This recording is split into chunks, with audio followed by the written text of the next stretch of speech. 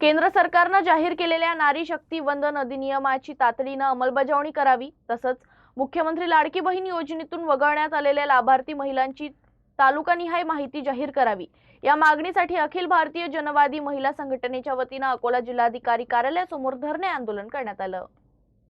अखिल भारतीय जनवादी महिला संघटनेच्या वतीनं संसद आणि राज्य विधानसभांमध्ये महिलांना 1/3 आरक्षणाची तरतूद करणाऱ्या भारतीय संविधानाच्या 106व्या घटनादुरुस्ती अधिनियम 2023 अर्थात नारी शक्ती वंदन अधिनियमाची तातडीनं अंमलबजावणी करण्याची मागणी यावेळी करण्यात आली। यासाठी अधिनियमातील जनगणना आणि मतदार संघ पुनर्रचनेची अट रद्द करून आवश्यक दुरुस्ती करावी अशी मागणीही संघटनेनं केली।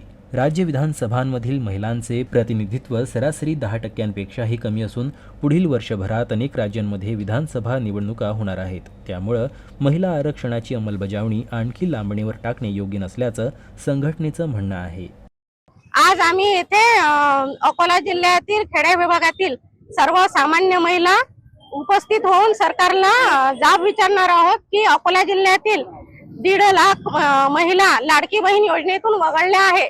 त्या संदर्भात अकोला जिल्हाधिकाऱ्यांनी ज्या वगळलेल्या बहिणी आहेत त्यांची यादी आम्हाला सादर करावं आणि विधानसभेत महिलांना 33% आरक्षण लागू करण्यासंदर्भात जे बिल आहे ते बिल लागू करावं या संदर्भात इथे आज आंदोलन घेतलेलं आहे।